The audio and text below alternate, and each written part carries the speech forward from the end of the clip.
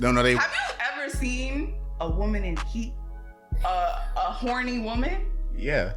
They will let you know. No, respectfully. They'll let you know. Respectfully. Because, again, they just want you to be on the same time in there. Because, again, it's like the fact that you gave me a dance, it must mean, you feeling me. It must mean. If you're doing all this, that means you're willing to do something else. And that logic is backwards because sometimes we just trying to test out our twerking skills. It's been a while. We trying to bring out the old clappers. Bronx made, Bronx made, Bronx made, Bronx made, Bronx made. Hey, que lo que? Welcome to Bronx Girl at Heart presents Casa Confessions, a space where young bosses and creatives confess funny and harsh truths about their come up. I am your host, Alanis Antigua. Hey guys, we're at episode 9 of season 2. I'm so happy to be here with you all again. Thank you for joining us. Just want to give you a heads up. We have a very special guest. Every guest we have here is very special. And they're going to educate us on the dance scene in Philly and New York. And I'm super excited to get into a lot of juicy conversations with our guests. Before we get to that, I do want to remind you guys to follow the podcast IG at Casa Confessions Podcast. And also follow us on Facebook, Threads, all the social media apps, X. When you follow me at X, it's going to be at big_Lani, so you can get to learn a little bit more about me. And yeah, at Casa Confessions Podcast on all social media platforms. And make sure to leave a rating and review and a comment wherever you consume this podcast. Now, before we get into everything, I do want to let you guys know some of the topics that we're going to cover today. Today, we'll be talking about the girlfriend title. Is it overrated? I think it might be overrated. We'll also be talking about the L's that women are taking in the dating scene. And we'll be talking about Freaknik, a documentary that's... a phone call again. Hello? Yeah, come on in. Our guest is here. What's up? Hi, Trey. I always get interrupted at the same time. Sorry. I had to come. I had to pull up. What's up? Hi, Trey. I just said your name, but I would love for the audience to get to know you a little bit more. So absolutely. Let them know who you are. Word. My name is Trey. Artist, dancer, creator, weirdo, all around good guy. Yeah, I'm here. Yes. I'm here. And what do you do? Like, do you have like a 9 to 5 or are you just an artist creator? So I'm an artist creator by night, actually. I'm mostly teaching during the day. So I teach kindergarten through 5th grade. I'm all over the world right now in terms of just teaching everywhere. But yeah, That's I'm an artist by night. Wow. Yeah. Yeah, I had to ask that because everyone nowadays has multiple hustles. And where are you from? What borough or what city? Southside Jamaica, Queens, and it's crazy. What? Shout out to Nikki. You know the vibes. Are you a huge Nicki fan? I'm not a huge Nicki fan, but I got some songs in my my Apple playlist and stuff. Okay. But I'm not like a huge Nicki fan like that. All right. I mean, lately Nicki's having a moment. People like to hate on her, but you can't deny the talent. Right. No, true. No, she's a legend, respectfully. She's a legend. What are your favorite Nicki songs? Well, the OG songs, you got Moment for Life. What else? Itty Bitty Piggy. Those two alone, an icon. Well, yeah, respectfully, I think those two could take it. What else? I'm a fan of that song "Everybody" with Lil Uzi. Yeah, it's on her new album. I think that's pretty tough. I think the new Nicki though, I'm not really feeling it though. Not like that. What don't you like about the new Nicki versus the old Nicki? What do you feel like the new Nicki has lost or doesn't have right now that the old Nicki had? I feel like nowadays, I mean, this is not just with Nicki. I feel like this is with a lot of people too. I feel like a lot of people tend to get big-headed after a while. Ooh. Like they get the money, they get the fame, they get all the accomplishments and stuff like that, and then they start turning into these weird people and they get these big egos. So yeah, I feel like the fact that I feel like she has a huge ego, and she's gotten a little too big headed. So I feel like, I don't know, she's supportive of the new artists in the game, but I feel like, I don't know, it looks weird on her part to having to bring new artists in the game, because it feels like still it's a competition and she has to prove that she's that bitch, I guess, and she's the one, I guess. I don't know. That's how I see it. Oh, do you feel like Nicki Minaj doesn't make room for other artists? Like, she doesn't want genuine competition in the game. She wants to be the only one. There have been moments where I felt like that. Yeah. Where I felt like it, like in for example, I'd say when Megan Thee Stallion or even Cardi B was a thing, I feel like that would have been a great moment for Nicki to, like, not necessarily pass the torch, but, like, you know, she's the new artist. We about to, like, you know, black woman in the game. Got to bring some more new artists in the game. She kind of did. She collabed with them both. She did, but at the same time, she beefed with them. Yeah. Too. You feel me? And it's like with Cardi, it was like pretty early. And then same thing with Megan. It was like, you know, you did a song with her, or you shouted her out, and then now you're beefing with her. But what if these girls are picking beef with Nicki? I mean, if you picking beef with Nicki, then... That's what I'm saying. Like, why are we putting it all on Nicki? What if the girls are picking beef with her? Did Megan pick the beef with Nicki, though? I don't know. For Cardi, I could say she probably started that one. But for Megan, can we really say? Yeah. Can we really say that Megan? Listen, I'm going to the Nicki Minaj concert, so I'm like trying to embrace my inner Barb. No, fair. But I'm honestly like, I be hopping the fence, to be honest. Like, when Cardi drops that album, I'm tuning in, I'm listening, because I don't think, personally for me, I don't have any stake in this. Okay. I don't, like, they don't pay me, I don't pay them. Right. I'm just an audience member consuming all of the art. Okay. Yes, I would love for the artists to be all kumbaya and stuff. That would be amazing. And especially when it gets, like, really violent and, like, people's families get involved. That's always scary. Right. But at the same time, it's like, this isn't the 90s. Will things get really violent? No. Things are going to stay on Instagram Live. And it's just going to be a fun little a little kiki, a little haha. No, you're right. Or they're going to put it in the song. And they barely put it on songs, but thank God once in a while we get songs out of it. It usually stays on Instagram Live. True. You're right. So I'm just enjoying it all. You know, it's funny. I feel like for an artist like Nicki, who's been in the game for so long, she's been in the game for so long, and she was the only one for a long time. You know, we need to not forget. And nowadays, what's going to motivate her? She's not in Southside Jamaica Queens anymore. She got to get motivated by these little raggedy-headed, can't rap ass hoes. Like, that's what's got to...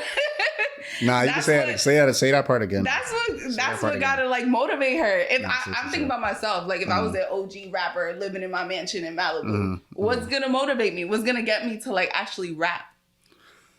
No, you're right. I don't think there's a lot to rap about anymore. That's what I'm saying. She could be well, there are people that rap about, like, wealth. Like, I think about, like, Rick Ross. But he raps about wealth. He makes me want to be, like, in a gold-plated shower with my Maybach pulling up. No, I think with Rick Ross, I feel like he's heavily slept on, one. But two, I feel like with him, he has, I feel like... Like, why can't Nicki just rap about her luxuries and wealth? Why does she have to rap about, like... Because I feel like... hating ass bitches. Don't people already know about that? Hasn't she already done that in songs before? Not really. She's always, these bitches is my sons, is Nicki's, like, goated line. That is her go-to line, respectfully. Like, I feel like that's always been, like, the basis of her raps. And then she does have, like, the inspirational stuff here and there. But I think she's trying to stay away from, like, just luxurious rap. Like, rap that reflects her current situations. And she's, like, picking beef with rappers. But you can just rap about luxury, like the good life.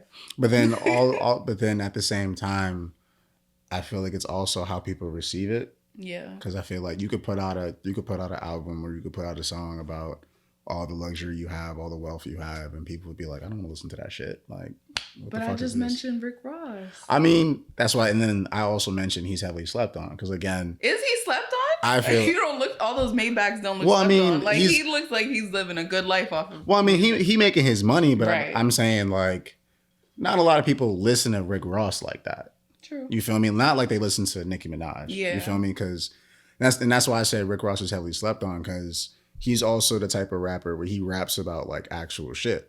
He's also one of those rappers that's like actually spitting bars. Yeah. And then that's why I said a lot of people, they'll receive bars and they'll be like, I don't listen to this shit. Yeah. So that's why they rather listen to, you know, everything else that's not talking about the wealth or the luxury and stuff like that. You feel me? So.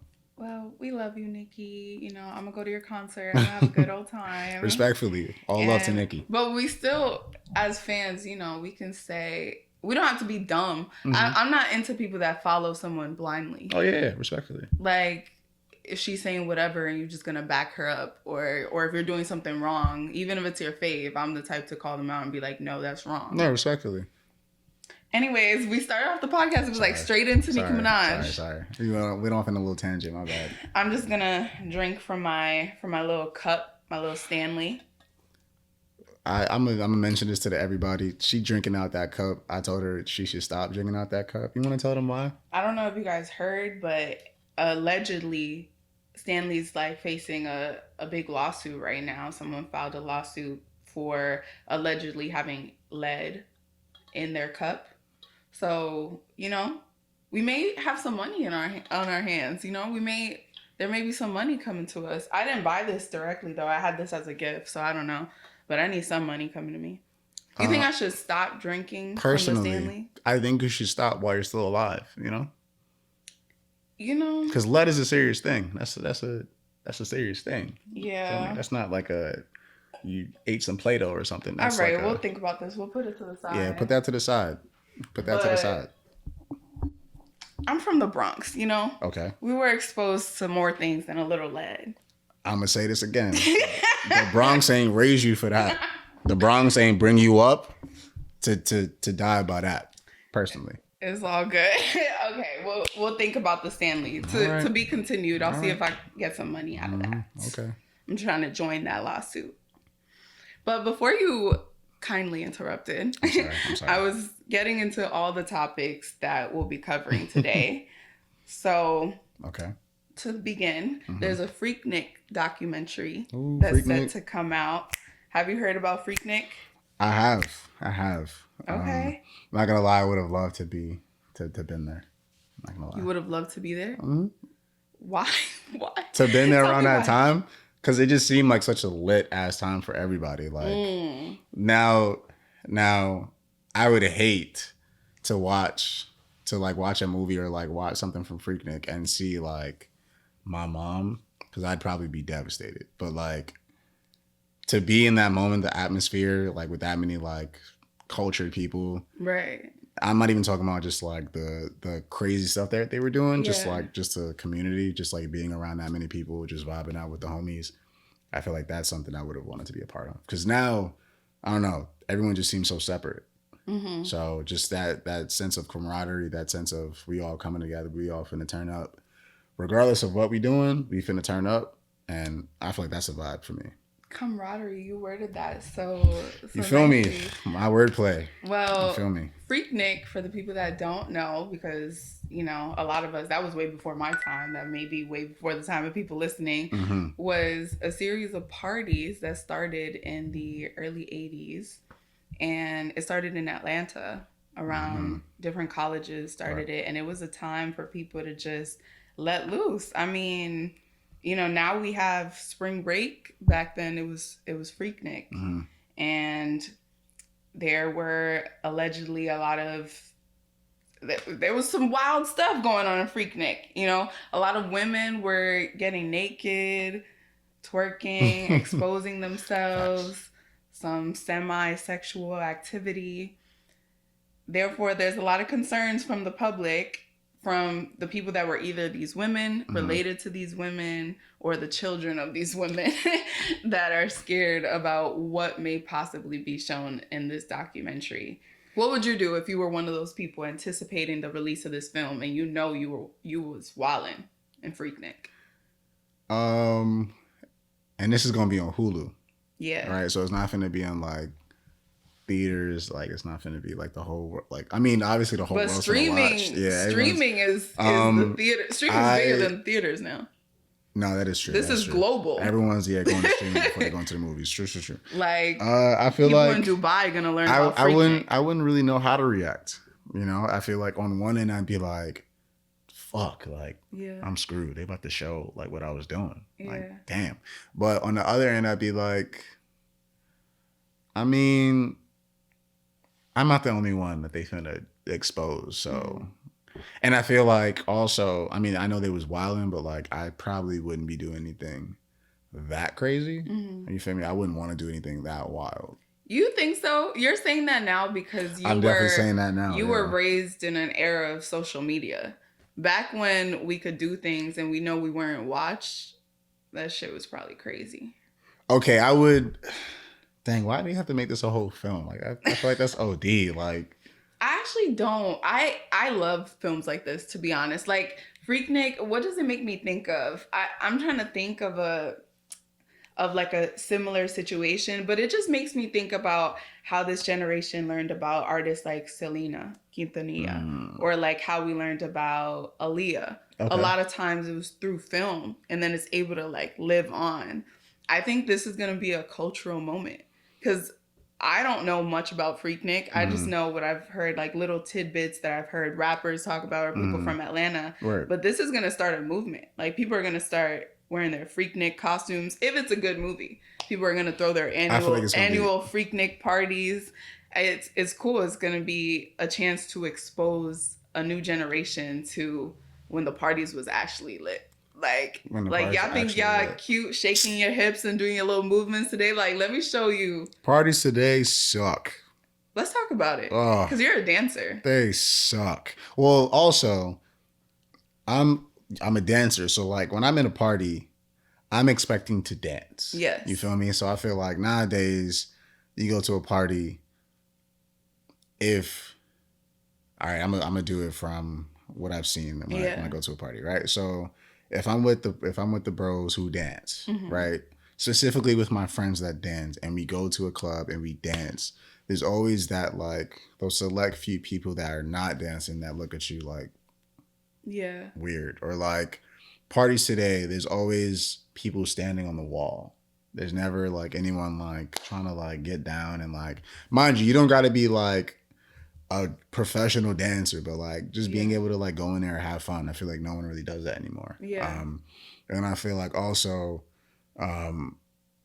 again, this is from my experience. I feel like nowadays people go to parties expecting to meet someone or like hook up. You think it's more for dating? You feel me? Like I feel like it's like, all right, for a guy, like I feel like guys are like, all right, well not all guys, but like most guys are like, all right, I'm going to this party just to get a shawty. Like I'm not going to party to have fun, not to, you know, have a good time.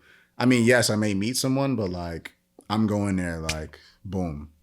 You feel me? Like no one's really just like there to have fun. So, and again, this is just because I'm a dancer, so every time I go to a party, I'm just trying to dance. You actually want to dance. Do you ever start the party? Oh yeah. All the time. All the time. Funny enough, when I was in Philly, shout out to the bros, by the way.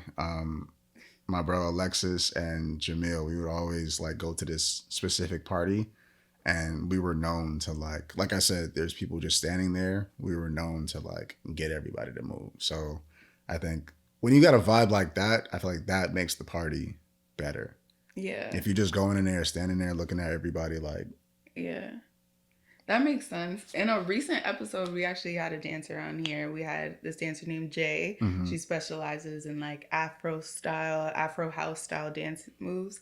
And she was saying she actually she's not too fond of like a man that's always in the middle of the circle with the light on him. Like it could be an ick a little bit. No. Granted, okay, no. Because I definitely understand where she's coming from too. Because there are all those people that are like, all right, I'm just trying to be in the middle all the time. Like the attention has to be on me all the time. Yeah, I'm an attention seeker, but I'm not like the attention doesn't always have to be on me. Like I give people their moment to like shine. Like I'll come in whenever it's like the right time. Yeah. I'm not finna just hog up the circle. So if I walk into a party and I see you, what am I gonna see? Am I gonna see you? Are you the guy that sweats a lot and that's patting his head? Okay. Are you trying to pull up on a girl, which are like just leading pants first? Oh, are no. you Okay, so are you in the middle of the circle doing some interesting acrobatic moves? Okay, so it depends on a lot of things, right? Yeah. So one, it depends on where we at. Mm-hmm. It depends on who the DJ is. I'm not necessarily big on like who the DJ is necessarily, but like when I mean who, I mean like the type of music they're playing. Like, are they playing like vibey kind of music, or is it like, nah, we gotta get the fuck up out of here? And then you said girls. I'm the type. I'm never the one to go up to a girl at a party. Wow. Never. I mean, I've done it before, but like I'm never like, no, I can't. Like I said, I'm going to a party to like have fun, but I'm usually, not to toot my own horn, I attract people to me.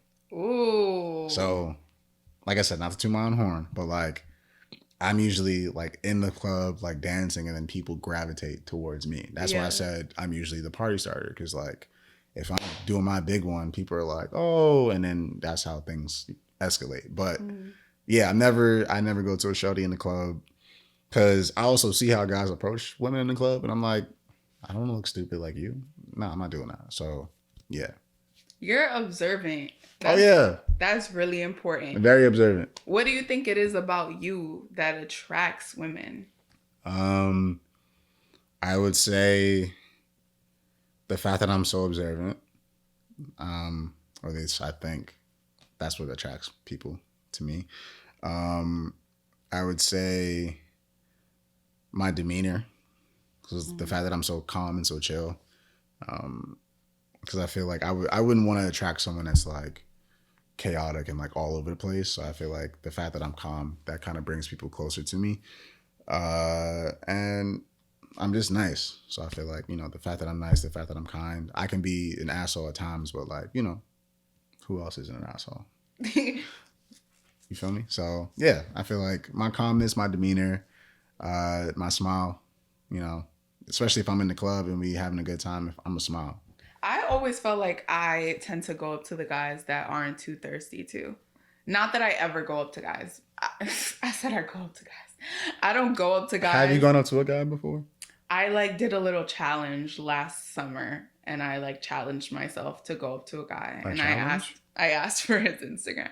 I was out with a friend, and we were betting each other, okay, let's make ourselves do it. Let's make ourselves do it. Mm-hmm. And I asked this guy for his Instagram. And I feel like whenever it does happen, whenever girls do that, men are usually very flattered because women rarely ask. Yeah. Yeah. So I did it. I challenged myself to do it. But in that situation, it was because he was calm, cool, collected. And I liked that vibe. Yeah. But I said it I've done it multiple times. It's just usually the person that I'm attracted to is the calm, cool, chill guy, not the one who's doing the most.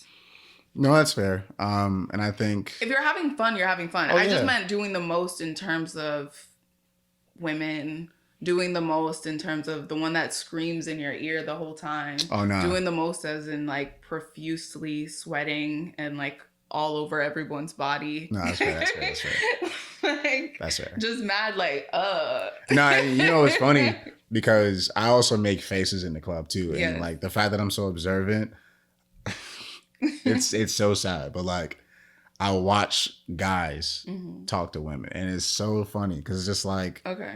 So teach the men, where are they going wrong when it comes to talking with women? Oh damn, a lot of men in the world gonna be like, shut the fuck up, Trey. No, where are they going wrong? They gotta hear it from another man. I just feel like a lot of times, from what I've seen, they're just a little too aggressive with it. They'll roll up on a shawty, all up on her grill, they'll tower over a woman. It's bro, fall back just a little bit. You feel me? Yeah. And then you can't be talking to a shorty with bad breath. Yes. Bro, what's going on? But if it's your friend, why don't you give him a pack of gum or something? Y'all don't be telling your friends when they're musty. That's the problem. That's the real issue.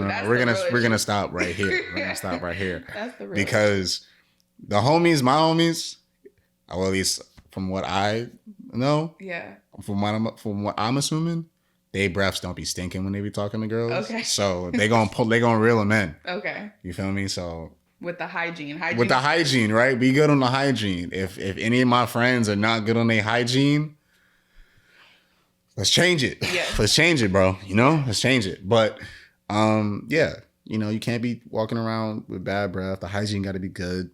What else?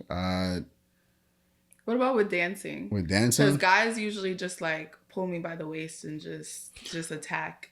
I'm okay, right? So don't do that. Okay. You feel me? I'm a dancer, so like I feel like that's the thing nowadays. I'm like, you know, we made so much progress in culture in terms of consent, but for some reason, in certain parties, nah, on dudes the just dance like come floor, here, it's just like the consent thing doesn't exist anymore. come here. Nah.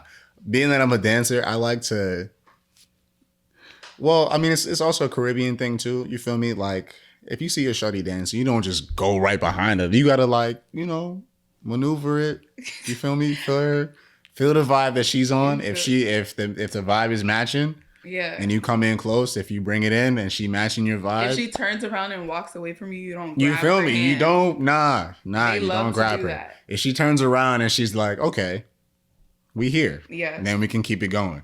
But don't just be like, all right, shorty not feeling me. Let me grab her. No. And then that's another thing too. Man, we not really good with rejection. Mm-hmm. So it's like, if a shorty's saying no, it's like, damn, you gonna say no to me, that ass? How do you react to rejection? Have you ever been rejected? Oh yeah. Okay. I've been so rejected. If you ask, let's say you ask in front of your friends and a girl says, no, not interested. Depends on the girl. What's your reaction? Depends on the girl. But I've had a girl reject me and I've been like, cool.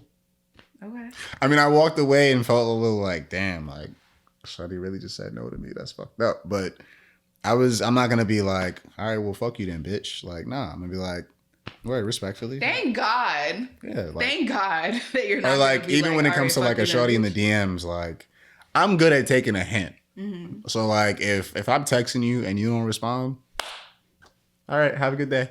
Mm-hmm. You know. But that's one thing I hate though. Yeah. So can we talk about that?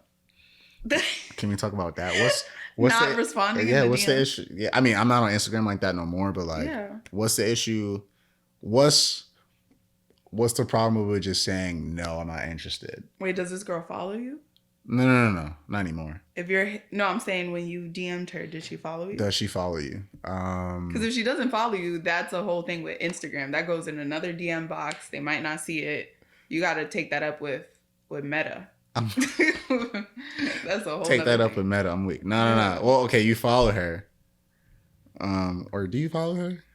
Let's say in both situations. So you don't. Let's say first you don't follow her. Yeah, because I've gotten DMs from guys that I don't follow. Okay. I mean that I don't follow. Mm-hmm. So it goes in a whole nother DM box. So I'll probably see it like way later. Okay, and then when you do see it. Also, if I don't really respond if I don't. First of all, if I'm not attracted based on what I see, and yeah, if I'm not attracted based on what I see, and usually I don't like really know these people at all. Like we don't have mutual friends or anything. It'll just be like some guy that liked me from Instagram. Makes sense. Then I won't really respond to that.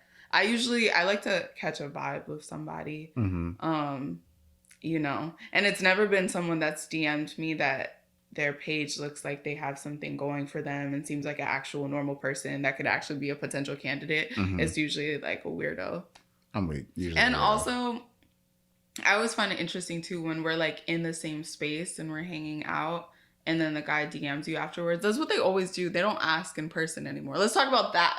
Okay. Let's talk about that. Okay, what are we talking about? Why don't men ask in person? Like you guys were hanging out the whole night and then they DM you afterwards.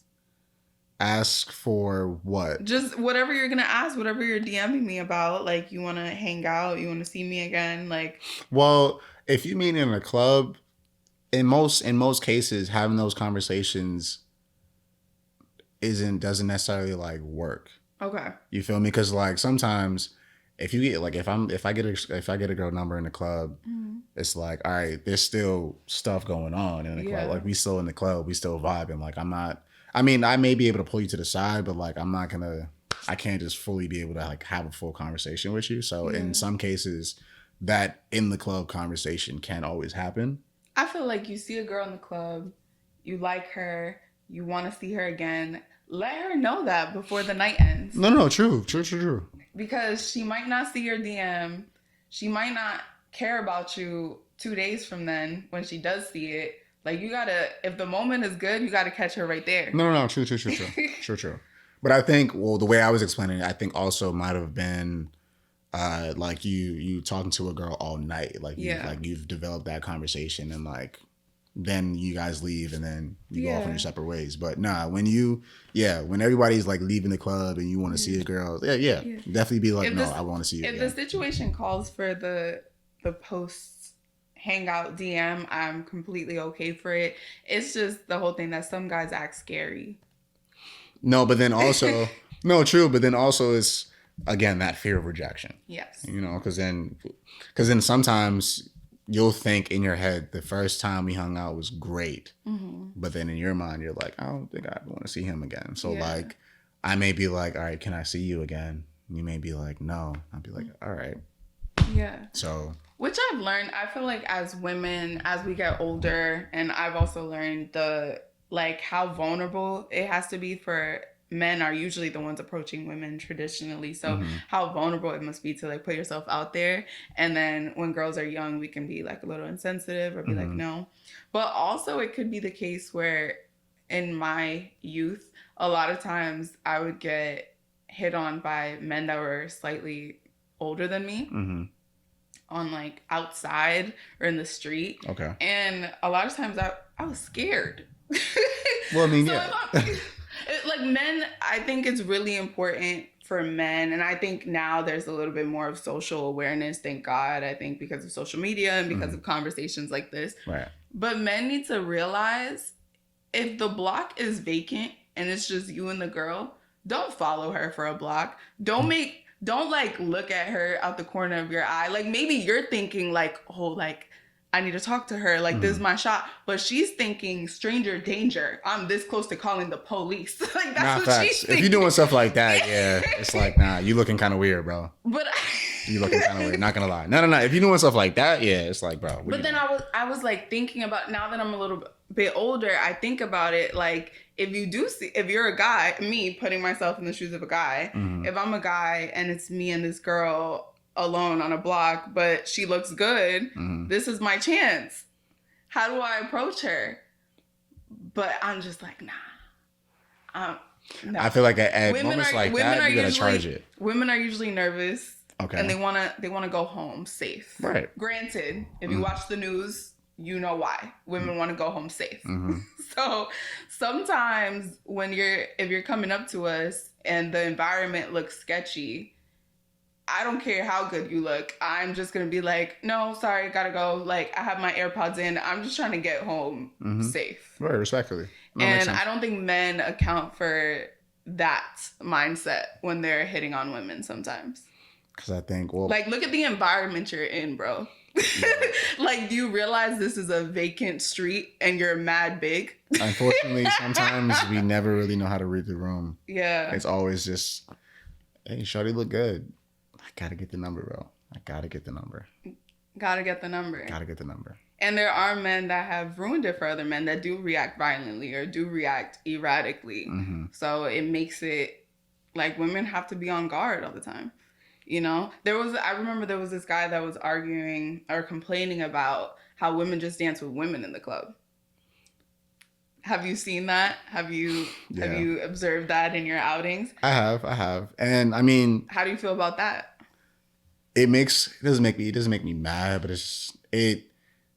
I understand and I don't understand at the same time. Okay. I understand because, again, men are just assholes, and you know, you got men that grab you in the club and don't know how to just like properly treat a person in the club. Yes. But then it's like, that's not always the case. It's not all men, I'll say. So sometimes it's like, damn, like this shouldn't, like, I mean, I love it, the fact that women dance with women, like, I love it.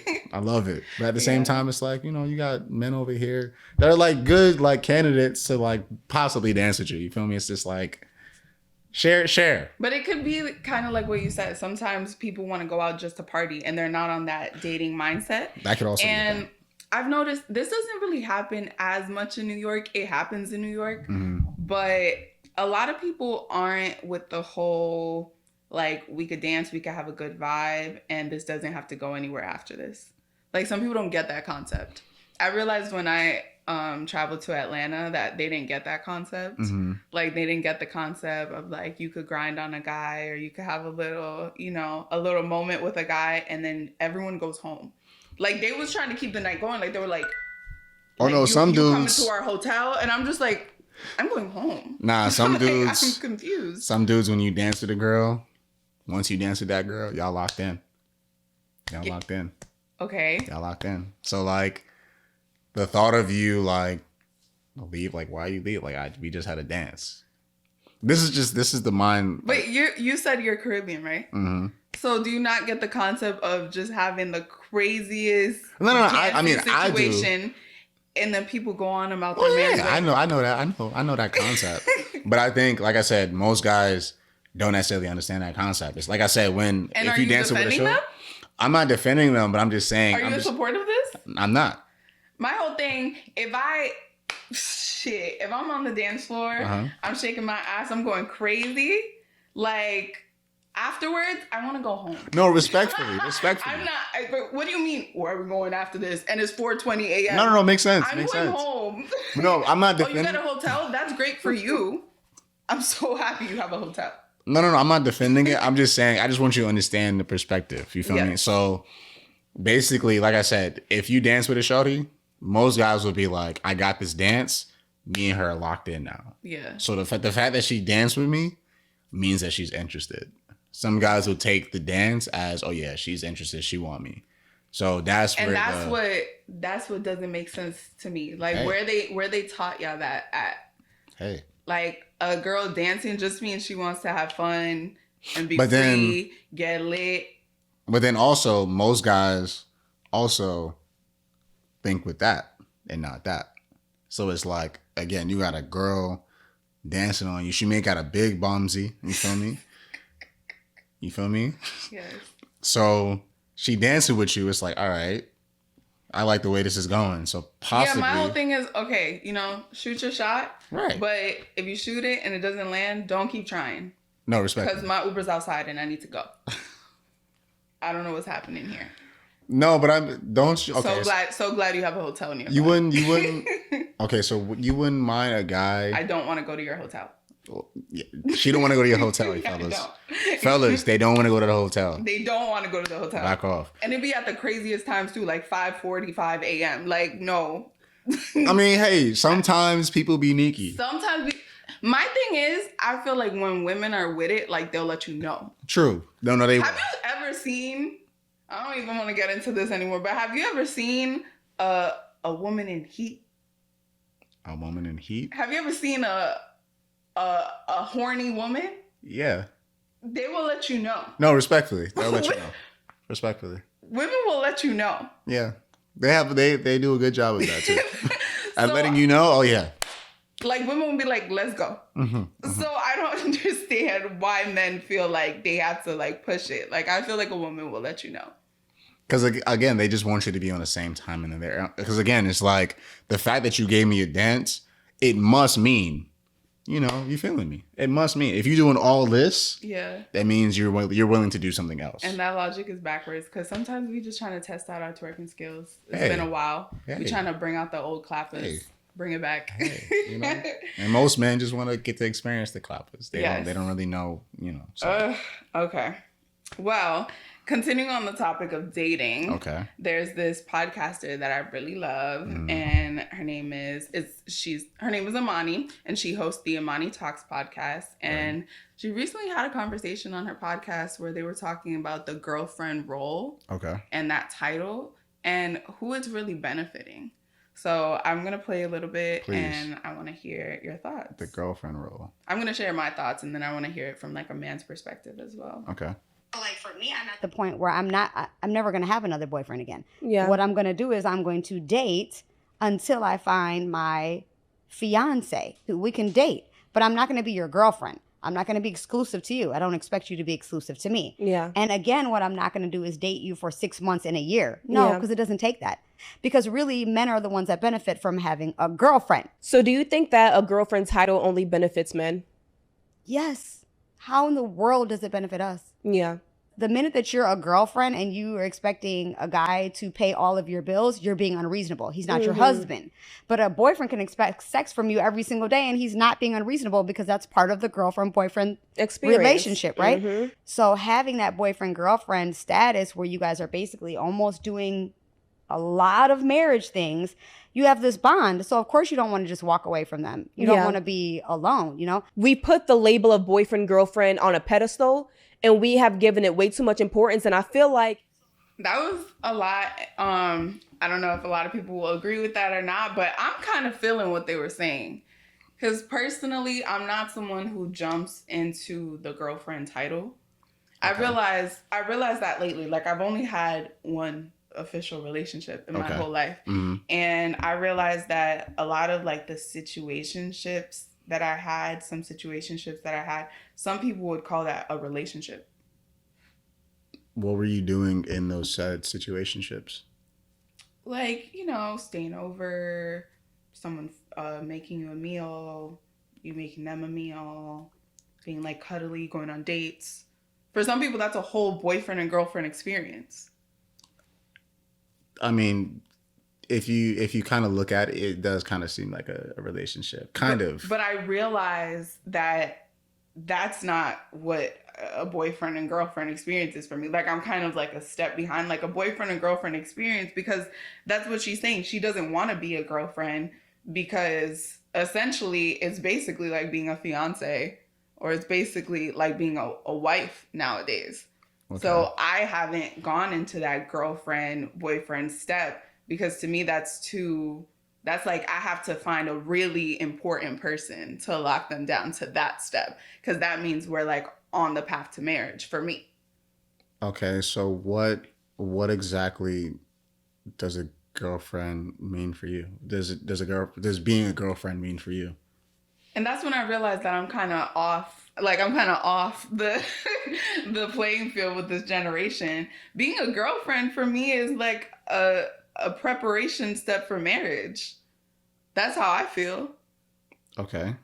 But a lot of people don't feel like that. That's why I believe they're going ahead with this theory where like women don't want to be girlfriends anymore, because the whole girlfriend title just seems to delay the process of getting married. Women are girlfriends because we want to get married, and men will just have a girlfriend just to have a girlfriend, just to have someone cook for them, have someone clean for them, have someone have sex with them at every moment's notice. So that's what they were saying. Like, it mainly benefits men and it doesn't really benefit women, because women always want more out of that arrangement. Fair. Who's to say that that's what the girlfriend role is in its entirety? Like, you have to cook, you have to clean. That who's to say that that's what makes up a girlfriend? Well, you don't have to cook, you don't have to clean, but usually being a girlfriend requires a little bit more commitment, obviously, than just hanging around and chilling. And it's definitely a bigger stepping stone for a woman than it is for a man. What do you mean? I think a man can be a boyfriend and his identity of like, he's still very much a bachelor for all intents and purposes for the world. A woman is tied to a man, and that in some cases, if it's a successful man, if it's a man with more connections than her, that becomes a part of her identity. Women give up a lot in the girlfriend role. Whenever a woman ties herself to a man, that's almost like a stain in their book. And it can be a good stain or it can be a bad one, but it never leaves. Women aren't able to shake that off as well as men can. And we see that in celebrity examples. We see that in every single time a woman is associated with a man, they're just remembered for their relationships. Like, Oh, like a woman like Amber Rose, shit. for example. That's fucking crazy. Wow. Because funny enough, you had said the whole idea of a woman only being remembered by the relationship. I feel like that's fucked up.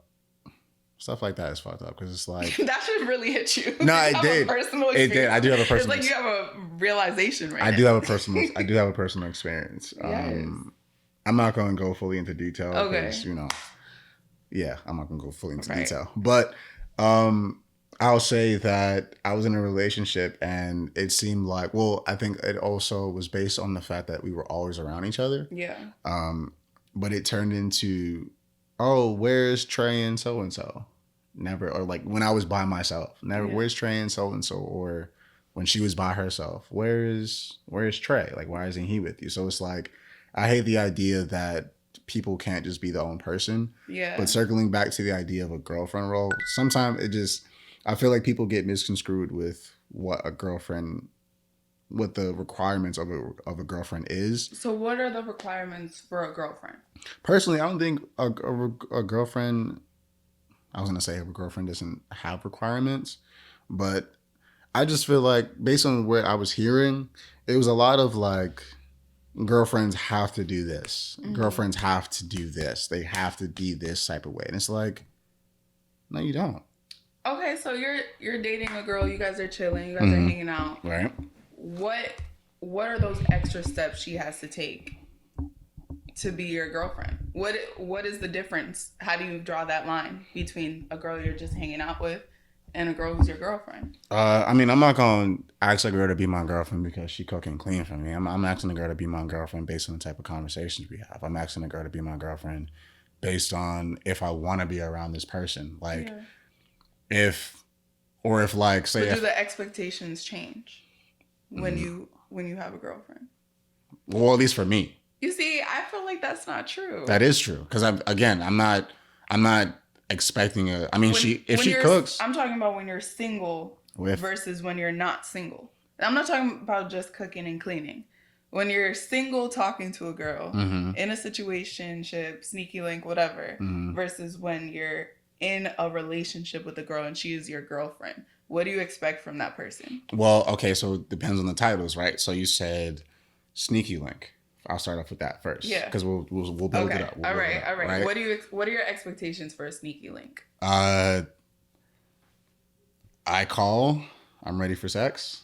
Okay. Sex. Or if she calls. I mean, it's not to say like if I call, like no, like if I'm like I'm horny, like I want some rump. Okay. Or if she's like I'm horny, like I want some dick. I'm like, all right, cool, we out. That's a sneaky link shop. Like no other. There's no like, can we cuddle? No like, when we hanging out outside of this? No, like, we have a specific thing. Like, we're linking up for this, and that's it. That's a sneaky link. Okay. Sneaky links, that's different because that sounds like a booty call to me, even though we don't use that word anymore. But that sounds like a booty call because a sneaky links go on vacation now too. They just don't post each other.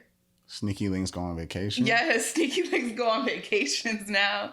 Sneaky links go on dates. They just don't post each other. My sneaky link stays in. You feel me? My sneaky link stays sneaky. Okay. You feel me? Stays like, real sneaky. Real sneaky. Like real sneaky. Like, and again, that also like if I have multiple sneaky links, it's like, I call or they call, boom. Okay. Sneaky link. What would make you want to upgrade a girl from the sneaky link phase to a situationship? Okay, define what a situationship is. Or whatever that stage is for you, that's before boyfriend and girlfriend. Maybe it's dating, whatever that looks like for you. I feel like if anything, to boost anybody up for anything, I feel like it would have to be based on just like the vibe. Yeah. The conversations we have. Like, again, if I want to be around this person, I feel like they'll get boosted up, or if like I'm constantly looking at my phone expecting their texts, they'll get boosted up. So what do you expect from them? So you said a sneaky link, some rump, ready to go. Ready to go. What are the expectations for after that?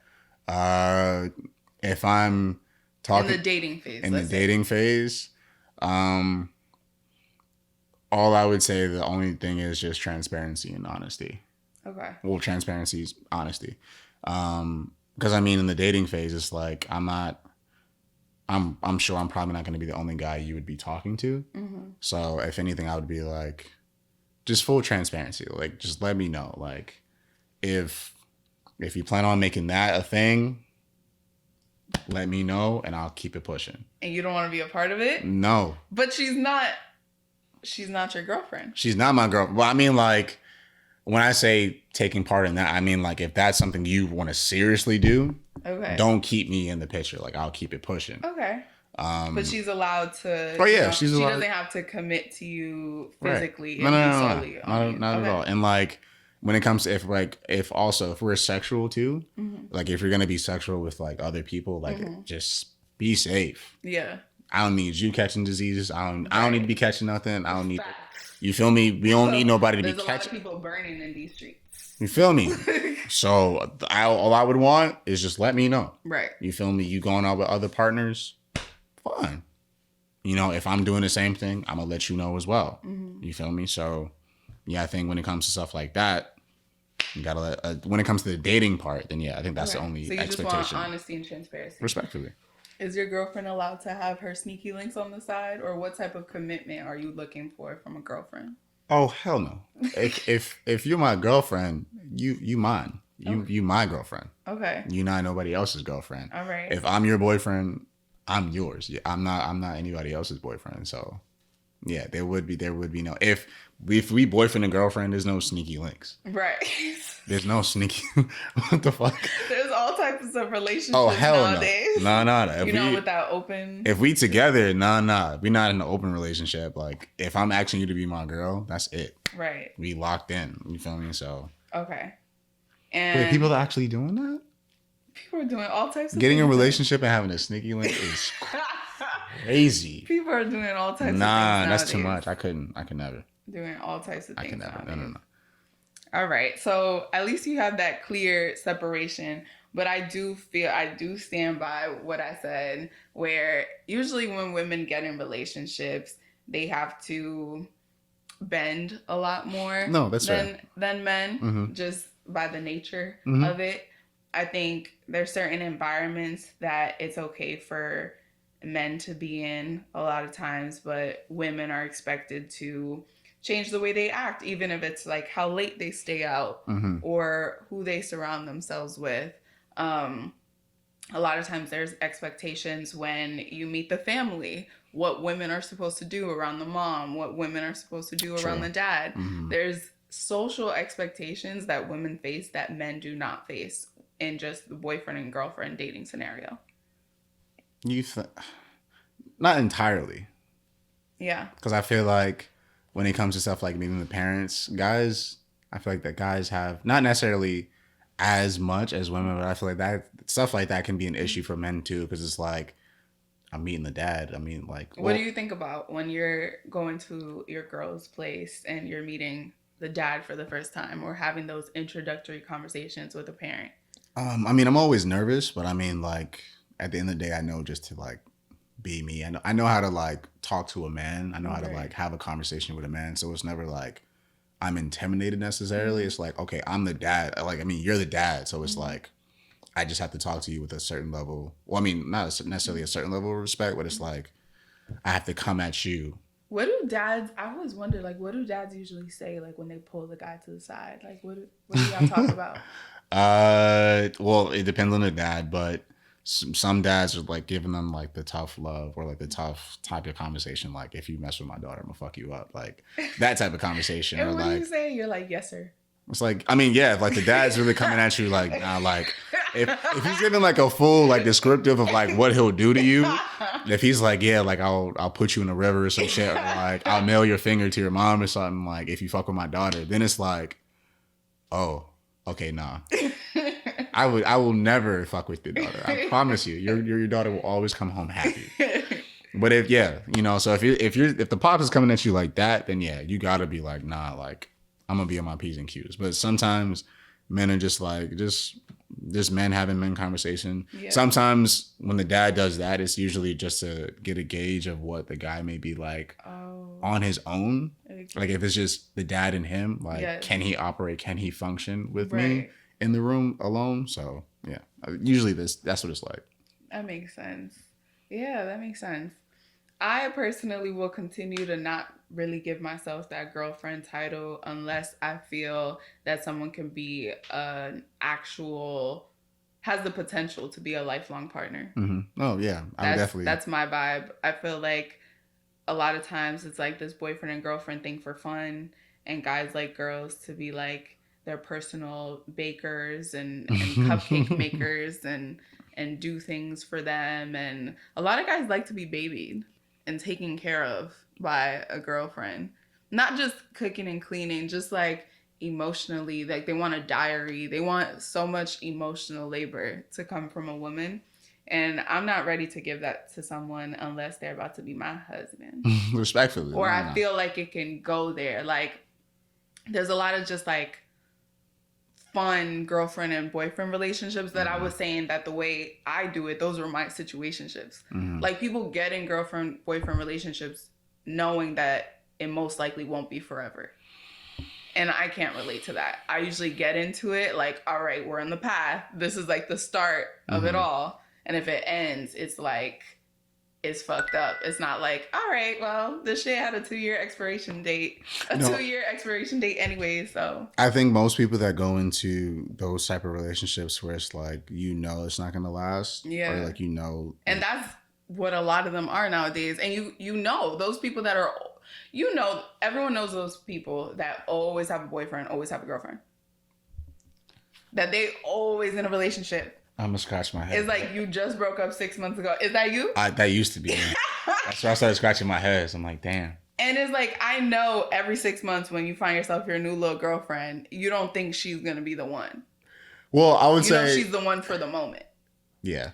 That's what I'm saying. But that's what I can't relate. What I was going to say was, I think a lot of times it's just like, you think it's going to be like a good thing. You think it's going to be like, you think this is the one. You think. So you do think this is the one. That's already a big jump. No. Okay. At the time that I was doing all that, no. So you were an ex-serial monogamous or dater. I want to know what goes through your mind every time you're getting in and out of these 6-month interval relationships. Like, I thought it was a way of STD protection or something. Like, these people, this is what I was thinking. Like, these people are hoes, but they don't want to be out there in the streets like that. So they're just going to cycle through different relationships so they can, like, get their freak on in a safe way. Is that what it is? No, for me, I think it was, again, it was just a matter of me thinking like that was the right one, like I've been in. But every 6 months though, every year, you think it's the one again? Yeah, because again, I feel like I'm a vibe person. So right. Like if I feel like the vibe is nice and we hang out, it's like, yeah.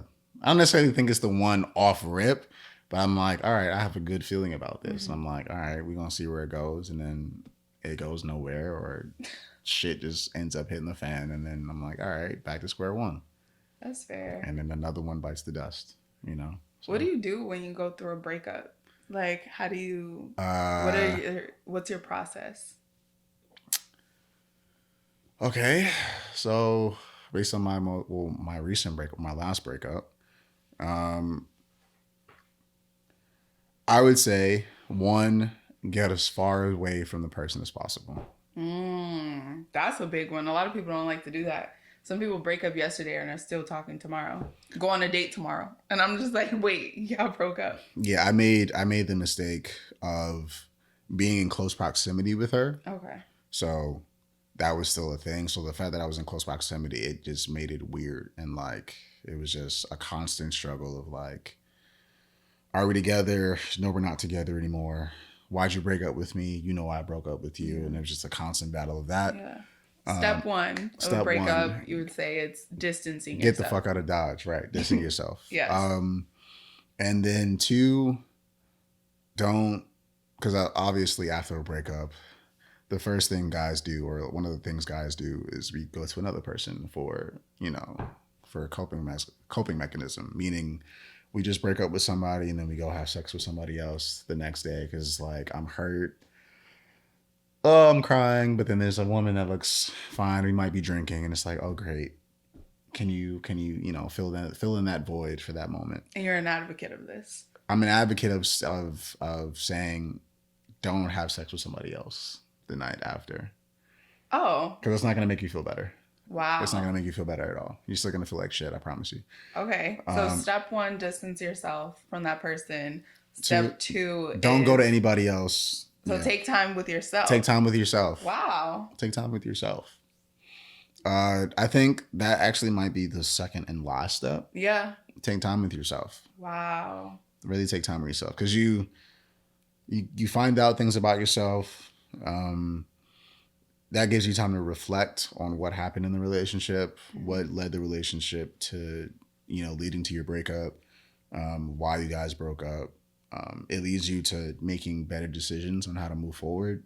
And then there's always the, what's the moment? What's it called?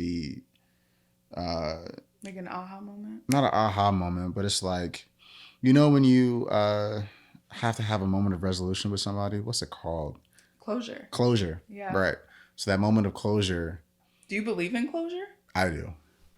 Okay, so you distance yourself from the person. That's like a third step. Then. Well, I feel like I believe in closure if the way you guys broke up was horrible. Wow. Like if you broke up on some on good terms, like I don't think we should be together. Like if you guys are having a full conversation, it's like you come to terms with the fact that you guys can't be together anymore. Mm-hmm. And it's like you both ended on respectful terms. Yeah. Then I don't think you need to have closure at all. Because it's like you ended that, cool. I understand, you understand. All right, we're both going our separate ways. Yeah. If it ends where, both parties are like, I believe there needs to be a closure moment, because it's like you can't end off there. Yeah. And I feel like that's for any relationship, boyfriend and girlfriend, anybody.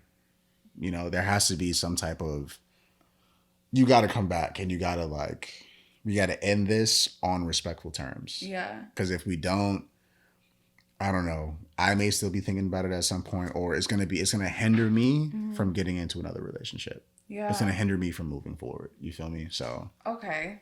In this breakup process, you feel that after you distance yourself from the person, after you've taken the time for yourself, if the relationship ended in a toxic way, you feel that closure conversation is needed. Now, who's responsible for leading that closure conversation?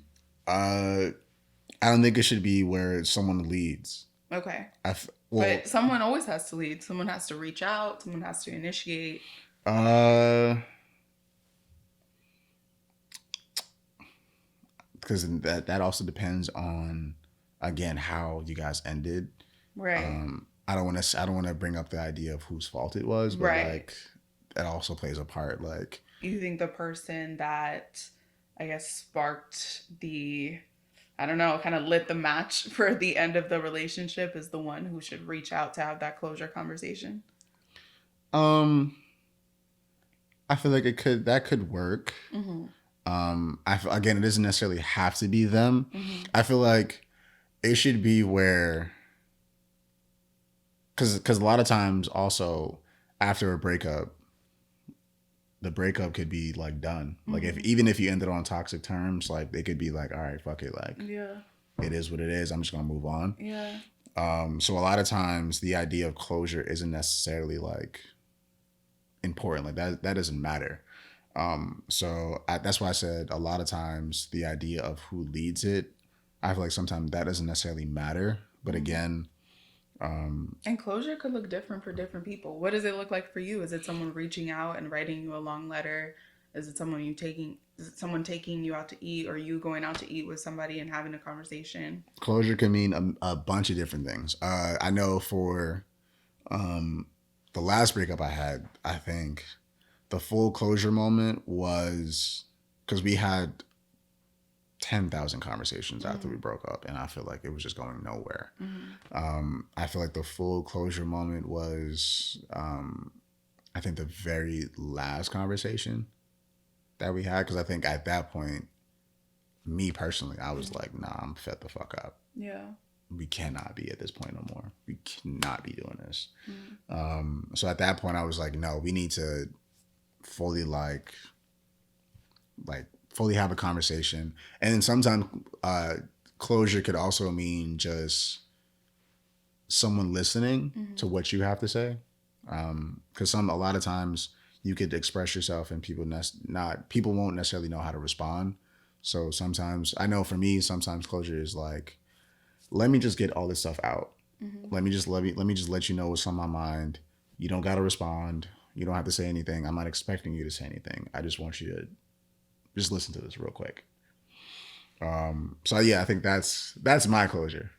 I think that's the only way closure works for me. If I'm just like, let me just get this out. If you understand, you do. If you don't, you don't. I'm not gonna go out of my way to get you to understand. That sounds sweet and all, but I say fuck closure. Fuck that shit. I mean, hey. We broke up. I don't need to speak to you again. I don't need to hear from you. Hey. Save me from your long ass letter and your long ass email and your long ass let's talk. Oh no, I fucking hate or this long ass. Oh my gosh, I did you so wrong. I can't believe. So you admit that you knew you were doing me wrong and you continued to do me wrong. I'm gonna tell you the 3 most fucked up words you will never want to hear in your life. What? Can we talk? Yeah. I don't want to talk. If we broken up? Can we talk? If we broken up? No. Those are the 3 dumbest words. I don't believe in closure. I believe that all those conversations, those deep conversations, that apology, oh my gosh, I did this to you, that can happen within the relationship. Fair. Because we're still there. Yeah. We're still committed. So that means we can still work on this. We can still work on it. You can have that come to Jesus moment while I'm still there. You can fight for me while I'm still there. Respectfully. Once we both decided that it's ended, I don't even owe you my ears to listen. Like, I don't owe you my brain space. I don't owe you my time. Respectfully. I don't owe you anything. Respectfully. Yeah. And I don't owe you, if you wanted to hear me, like, give you some closure, if you wanted to make sense of something, you could have asked me that while we were in a relationship. No, fair. But we've chose to stop the relationship. We've chose to not fight for that anymore. So we're moving on.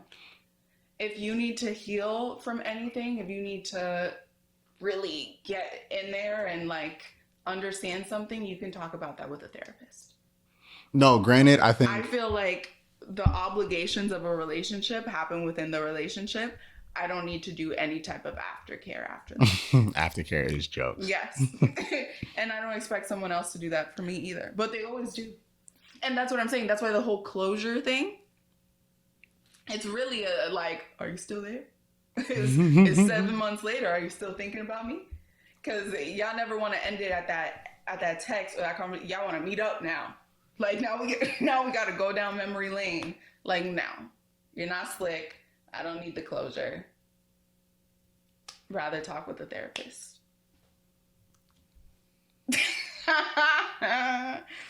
Well, enough said.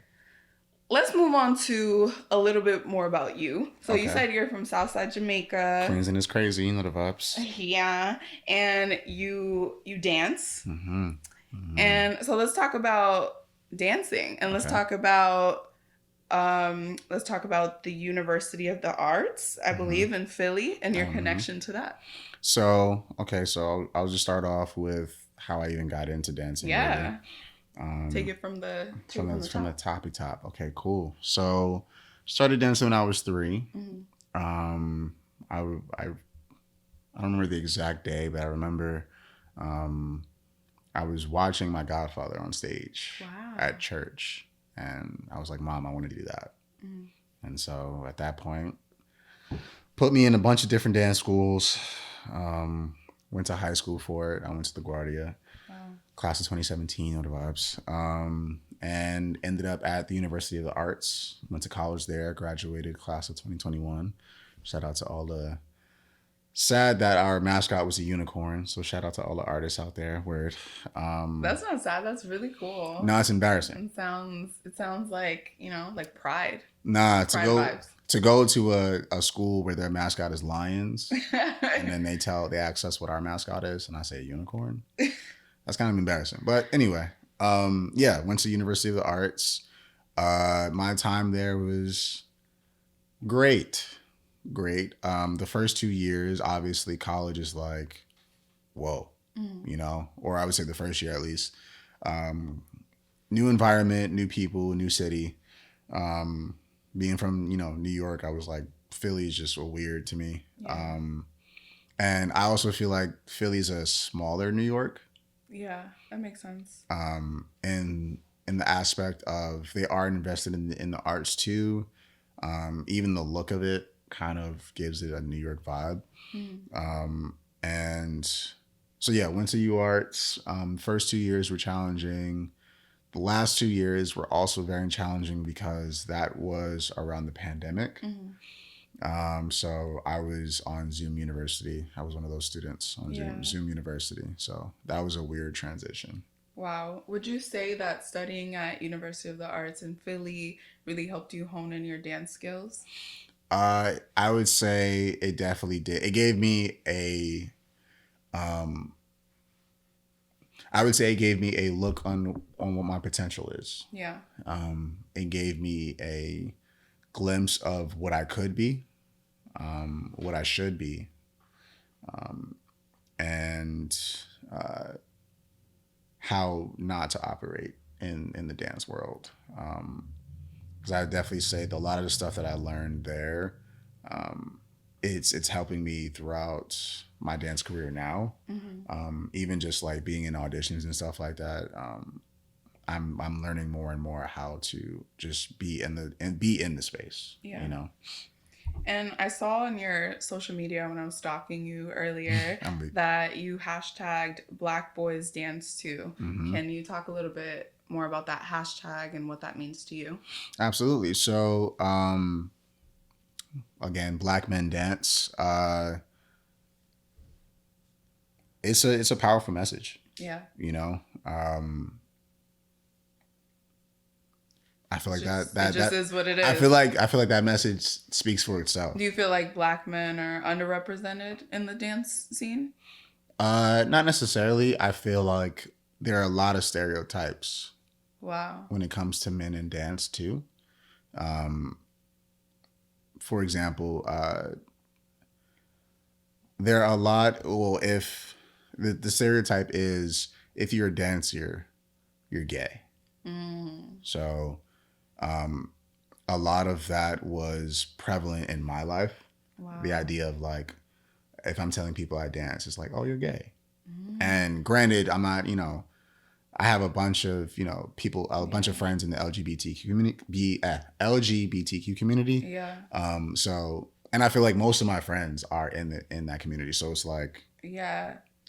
It's not a knock to it. You're just saying, why does your masculinity or your sexuality or any of that have to be questioned because you like to dance? It's like, dance is not my sexuality. Right. Dance is the art. Dance is the form. Dance is the essence. It's not about whether I'm gay, Black, white, Hispanic, Chinese, whatever. It doesn't matter. It's based on the essence of it. So I think that's one stereotype that kind of, to this day, is relevant, and it kind of makes it hard. I think specifically in bringing it back to dating, a lot of people, it makes it hard for people to take me seriously. Wow. Do you feel pushback from that? Like in the dating scene, do you feel like girls have questioned your sexuality because you're a dancer? All the time. Like I said, it's prevalent to this day. It's relevant to this day. So you've literally been discriminated against basically by women in the dating scene because you're a dancer. Not by all women, but it's just like that, the idea of like... Because you dance. Right. I'm like, oh yeah, I do ballet, I do modern, and it's like... And what do women say? Oh, cool. Or it was always funny when people were like, they meet me and it's like, I'm not gonna lie, when I first met you, I thought you were gay. What? It's like, whoa, the fuck? It's like, oh yeah, because you're a dancer and stuff, and I'm like, because I dance, you thought I was gay, really? Wow, that's insane. I do want to ask you about, since you spend a lot of time in Philly. Okay. I do want to ask you, and let's get closer to the mic. I'm really, oh, sorry. I do want to ask you a little bit about your dating experiences in Philly versus New York City. Okay. What's the vibes? What are the vibes like? How are Philly girls different from New York City girls? And which do you like better? Let's get toxic. Okay, word. Damn, we're getting toxic and I have no alcohol in my system. That's funny. We're getting active today. Okay, so who is better? I mean, I'll take a New York girl over a Philly girl. Over a Philly John? Sorry, that word just gave me PTSD. That word just gave me PTSD. Because I was hearing John a lot. Yeah, that's why I said it. Pass me that John. I'm That's like, what I oh said. my God, that shit. Shout out to Philly though. Shout out to Philly. No hate. No, all love. Every time I go to Philly, I always forget to remove the Philly from cheesesteak. Oh yeah. Yeah. And that's another thing too. I was getting tired of eating cheesesteaks. They're not good. I mean, they're good, but I feel like cheesesteak or a chopped cheese. Chopped cheese. Ooh. I'm taking a chopped cheese over a cheesesteak any day. Any day. They're gonna hate you for that one. That's fine. That's fine. Where am I from again? Southside Jamaica. Come on now. Crazy New York. I'm taking a chopped cheese over a Philly cheesesteak any day. Okay, so to answer your question, first part? New York girls versus Philly girls. Who do you prefer? Yeah, I'll take a New York girl over a Philly girl. Why? How are New York girls, and what do you like about them more than Philly girls?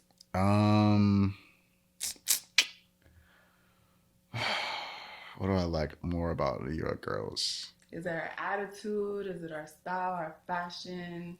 Is it the aggression? The aggression.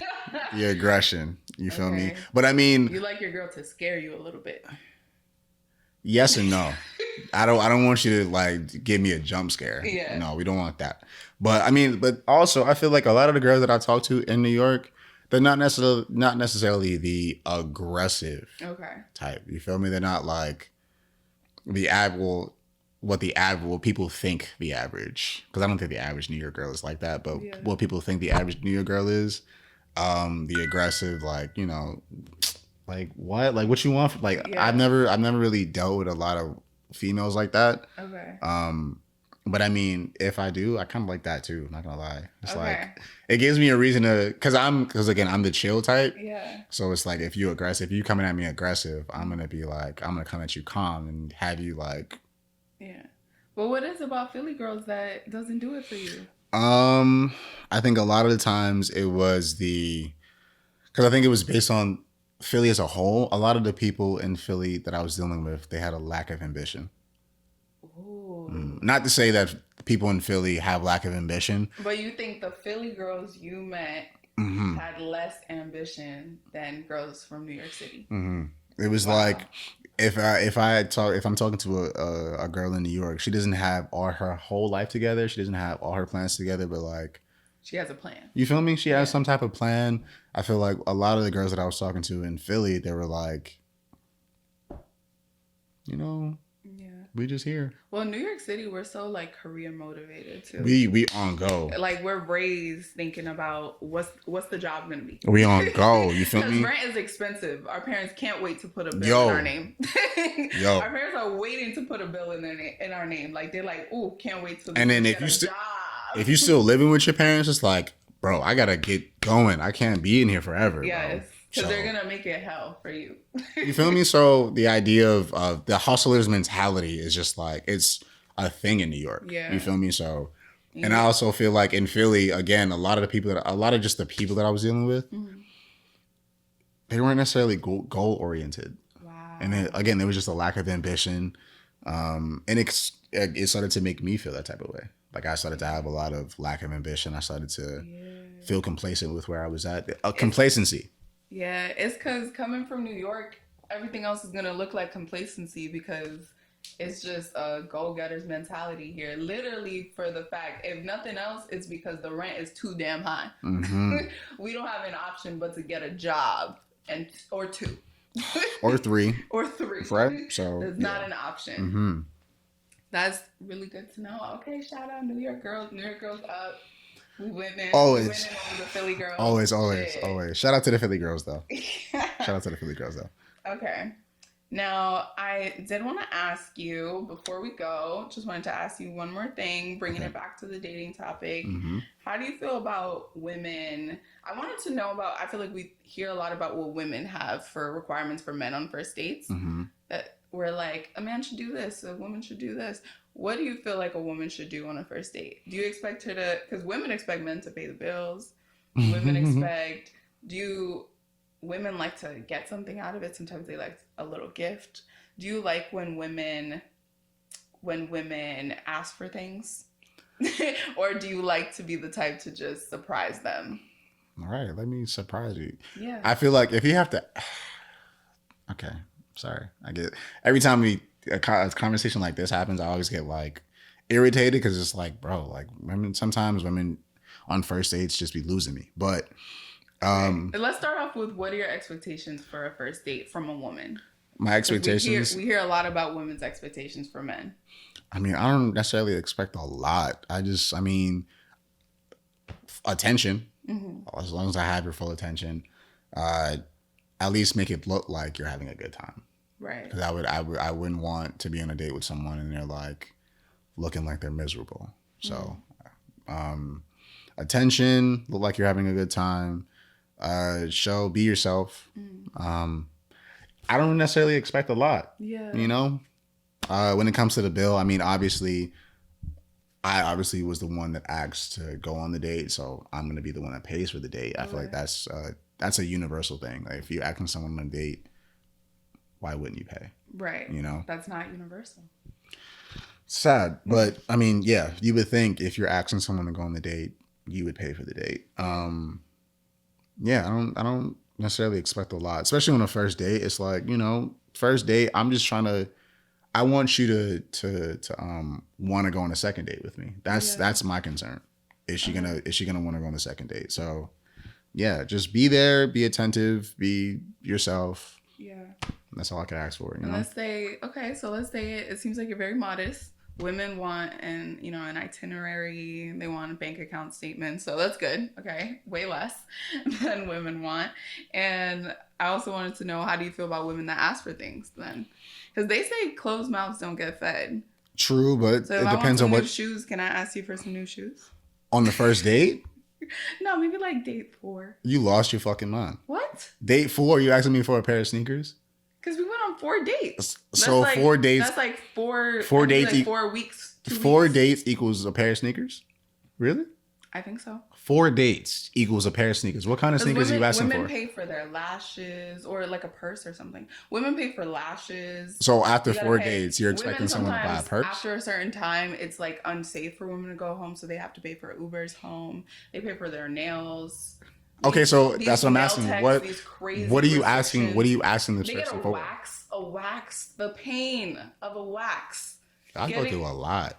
Damn. The pain of a wax. And also, have you seen the restrictions for these nail techs? And first of all, you go for self-care, quote unquote, and you go there to be disrespected. You show up 5 minutes late, bam, $50 fee added to your thing. That's fair. You like, no, but the nail techs be like 20 hours late. Okay. All right. So I'll phrase it but this I'm way. just saying all the things that women do to prepare themselves and show up for men, so men can feel proud and happy of the girl that's next to them. Yeah, I think by the 4th date, a girl isn't bugging. She's not out of her mind if she asks for a purse or some shoes. And closed mouths don't get fed, so should she not ask? She should not ask, but I'm sorry, ladies. You can expect me to say no. Oh? That's just me. How would you feel about a girl that asks you for something? Or let's say she just needs, she needs to get her nails done. She needs, $150. How I whispered that. $150. She just needs $150. After 4 dates? Okay, first off, these. Then when can a woman start asking for things? Okay, if the 4th day is too much, what about the 5th? No, because I'm just like, you gotta. Are these 4 dates? Are they in a span of like a month? Is this like 4 dates? Like we've been like months in, and you've only been also if you months in, and you only been on 4 dates. That's also kind of weird. But like. Right. Like still like the idea of even in 1 month, you going on 4 dates in 1 month and you already asking me for something. All right, so if a girl asks you for something, you're gonna tell her no after she just I'm sorry, like she just risked her life and her body parts to be waxed for you. did I ask her to do that? Did I ask her to do any of that stuff? I just asked her to show up. But you wouldn't. She could have showed up in a pair of sweats. I would have You been would calm. not like that. I would have been. I'm showing up in sweats. I'm calm. And her hair messed up, and her How does her hair? looking like- Bro, as long as you're not showing up to the date looking like Vin Diesel or looking like Respucia, like or fucking like your hair is falling out, I don't really care. Like I'm not asking you to get a wax. I'll go through the jungle. That's fine. Alright. So you're not So you're not emptying your pockets for a girl. I'm not saying I'm not gonna empty my pocket. I wouldn't empty my pockets for a girl, but it's like make it make sense. If we've been on 4 dates, and if you only been on 4 dates, how you gonna come and ask me for a pair of sneakers? Or what kind of? First off, what kind of sneakers are you asking me for? It could be like some cute like Jordan ones. Or, like, You're cute, bugging. A pair of ones? No. After 4 dates, I'm sorry. Because what are you giving me after I gave you those ones? I just told you. I just listed everything a girl's giving you. Like, what is she giving me? No, you listed a bunch of things that you did. No. You just told me a bunch of things that you did to yourself. You know, and I just told you I didn't care about any of that stuff. I feel happy regardless if I'm around you. I don't care if your thing is waxed. I told you I'll go through the jungle. Bald headed, no lashes, eyebrows looking a mess. And then it's gonna be like, all right, you could have showed up looking a little decenter. Like that's what I said. Like if you're not showing up looking crazy, like if you like I said, that stuff don't really matter to me. You heard it here. Show up looking a mess for your next. Don't show up looking a mess, but don't 4 dates, bro, and you want a pair of Jordan 1s. Lost your mind. All I'm saying, ladies, these men aren't emptying their pockets. It's about to be. No, we can just make it make sense. That's all. Just keep it real. Keep it real. We taking it back to the 90s. No, we just gonna do it with a reason. You feel me? We taking it back to the 90s. Give me a reason to want to empty my pockets. Don't just expect me to empty my pockets. You feel me? All I know is I'm canceling these brow appointments. I'm canceling the wax appointment. I'm canceling Listen. the nail appointment. I'm canceling hair bald.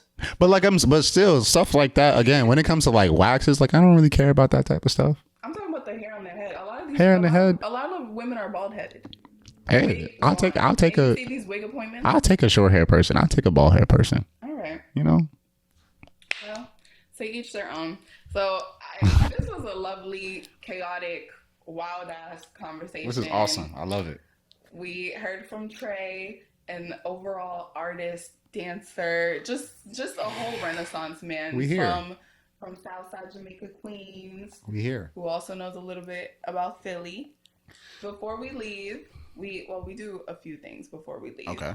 First, I want to hear a harsh truth, something that you've learned from this past year. Okay. Or even through this conversation, that like a little tidbit of knowledge that you'd like to share with the audience. Okay. Harsh truth. I'll do one that I learned this year. Okay. I need to keep my mouth shut about what I'm doing. Oh yeah. Don't reveal shit until the ink is dry. Mm-hmm. Facts. I need shit. to keep certain things to myself. Yeah.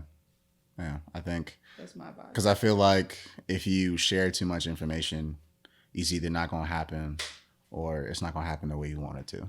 Facts. So I'm definitely like keeping my mouth shut. That's why I haven't even been on social media, because I'm like, y'all not finna know about me until I want y'all to know. You feel me? So yeah, don't share the wealth too much yet. I agree. Be a little stingy with it.